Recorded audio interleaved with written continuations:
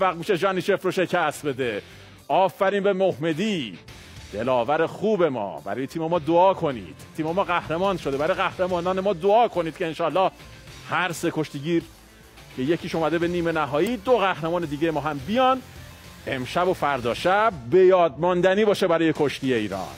شهاب قاسمی عزیز، آقای جزیمی صحبت میکنن در مورد این کشتی و دلاوری های علیرضا محمدی.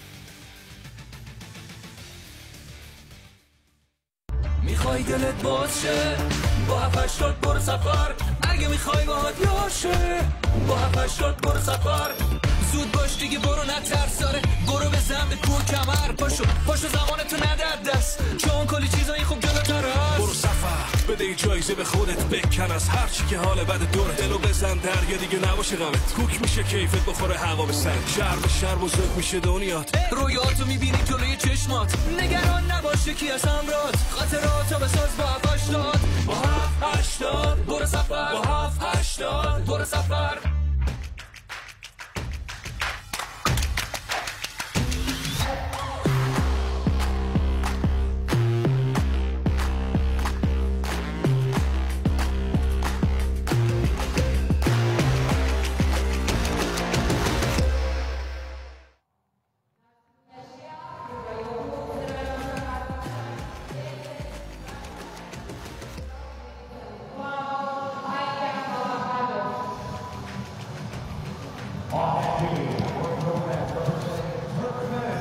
آره دوستا که خب بخوام کشتیدم نگاه کنم بابا دیگه.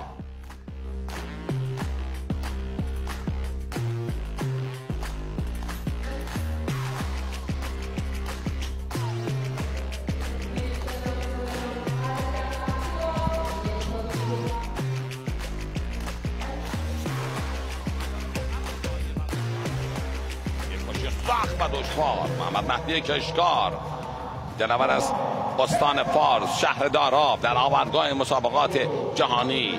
یک کشتیگیر جوان در مقابل ممدوف از آذربایجان قرار گرفته.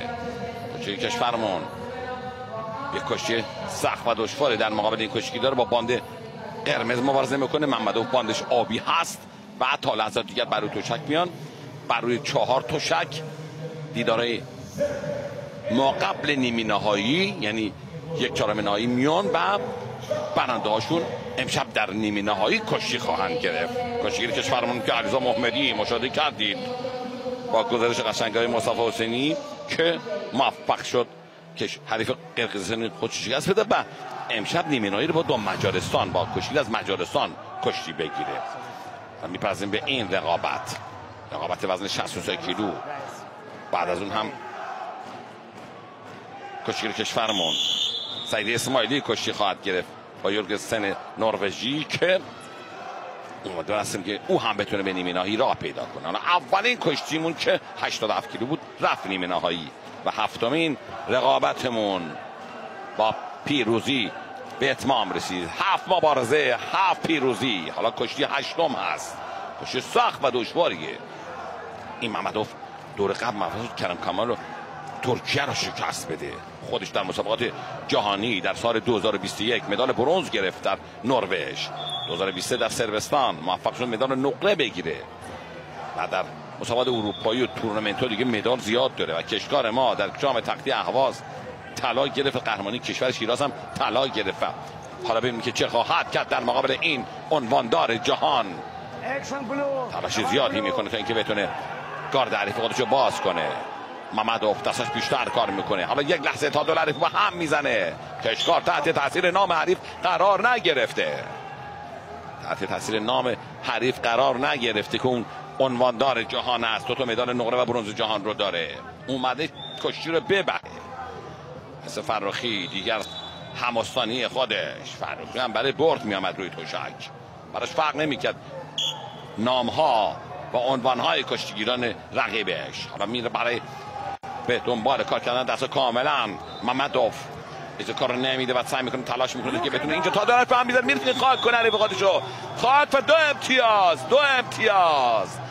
2 امتیاز شیرین از نایب قهرمان جهان کسب میکنه. چه پیشی انداخت و موفقانه میره برای سالتو برانداز حریفو بدون لیفت کنه بالا بیاره. یه سالتو اینجا پارم درگیر کرد. اینجا بله دوتا رو میدن یک اخطار و دوباره با در خاک بشینه.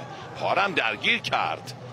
اگه خود داورا دیدن خوشبختانه دیگه نیاز به چالش نبود. اجازه میده، آوانتاژ میده داور که اون فن رو بزنه. فن رو زد، دوتا گرفت. بعد از اون اخطار بهش میدن، دوتا هم به خاطر اخطار و حالا در خاک میشینه.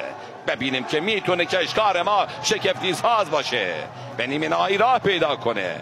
از کش سخت اون هست. کشکار تا این لحظه 6-3 پیش است. یه بار انداز بزنه کار تموم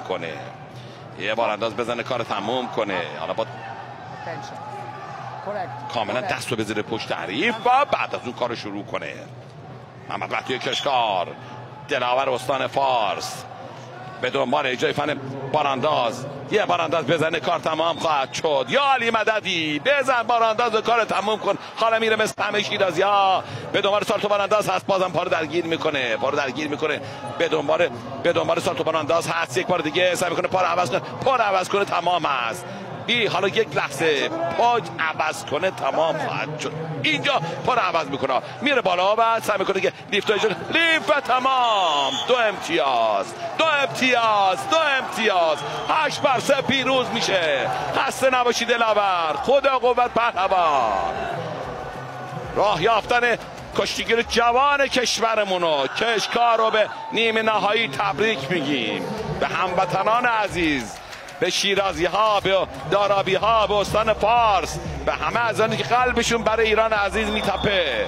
باور کنید کاری کرد کارستان، دلاوری کرد، بزرگی کرد دلاور شیرازی ما، استان فارس ما، شهر داراب ما موفق شد به نیمه نهایی راه پیدا کنه در مقابل یه بزرگ دنیا.